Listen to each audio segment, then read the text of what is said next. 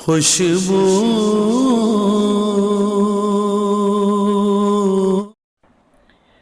بسم اللہ الرحمن الرحیم۔ الصلاۃ والسلام علیک یا رسول اللہ وعلی آلک واصحابک یا حبیب اللہ۔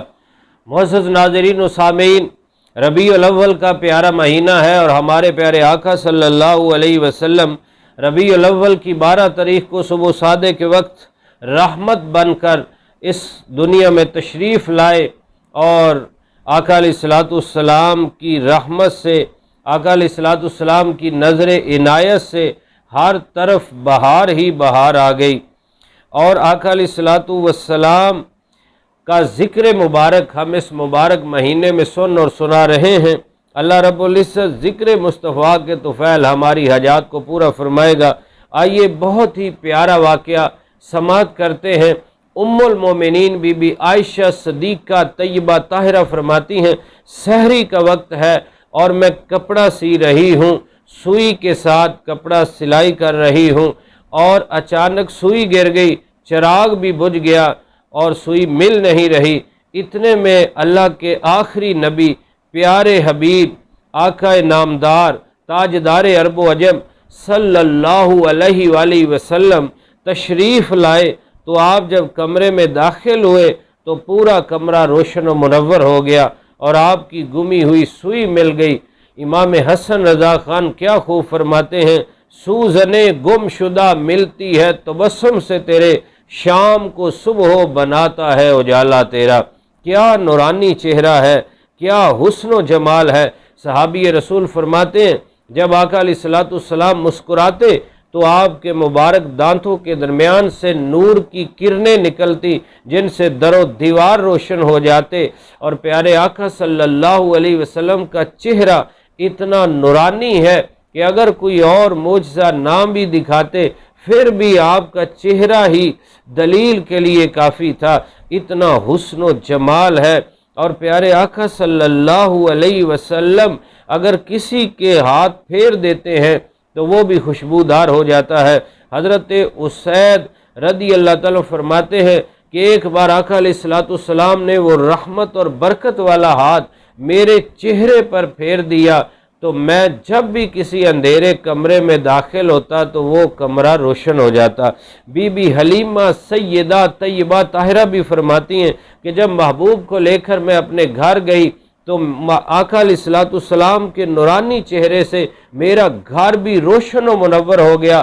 مجھے آس پڑوس کی سہیلیاں کہتی ہیں، بی بی حلیمہ تو بڑی امیر ہو گئی ہے، ساری ساری رات چراغ جلاتی ہے۔ فرماتی ہیں کہ میری سہیلیوں، یہ محبوب جس دن سے آئے ہیں ان کے چہرے کی روشنی سے میرا گھر روشن و منور رہتا ہے، میں چراغ نہیں جلاتی، بلکہ رات کو جو تم روشنی دیکھتی ہو وہ پیارے محبوب صلی اللہ علیہ وسلم کے نورانی چہرہ مبارک کی ہے۔ صبح طیبہ میں ہوئی بٹتا ہے باڑا نور کا، صبح طیبہ میں ہوئی بٹتا ہے باڑا نور کا، اور کیا سہانا نور ہے، کیا پیارے آقا صلی اللہ علیہ وسلم کا نورانی چہرہ ہے۔ تو آقا علیہ الصلوۃ والسلام کا دیدار حاصل کرنے کے لیے، اس نورانی چہرے کی زیارت کرنے کے لیے ہمیں بھی درود و سلام کی عادت بنانی چاہیے۔ جو درود و سلام پڑھے گا انشاءاللہ کبھی اس کو آقا علیہ الصلوۃ والسلام کا دیدار نصیب ہوگا۔ اور آقا علیہ الصلوۃ والسلام نے فرمایا جس نے مجھے خواب میں دیکھا اس نے حق دیکھا، سچ دیکھا، میری مثل شیطان نہیں بن سکتا، اور جو مجھے عالم خواب میں دیکھے گا وہ مجھے عالم بیداری میں بھی دیکھے گا۔ حضرت سیدنا عبداللہ ابن عباس رضی اللہ تعالیٰ عنہما آپ فرماتے ہیں کہ ایک دن میں نے خواب میں پیارے آقا صلی اللہ علیہ وسلم کا دیدار کیا وصال ظہری کے بعد۔ پھر یہ حدیث ذہن میں آئی کہ آقا فرماتے ہیں جو عالم خواب میں دیکھے گا وہ عالم بیداری میں بھی دیکھے گا۔ تو میں سوچنے لگا اب کیسے ہوگا، آقا علیہ الصلوۃ والسلام تو مزار پر انوار میں تشریف لے گئے ہیں۔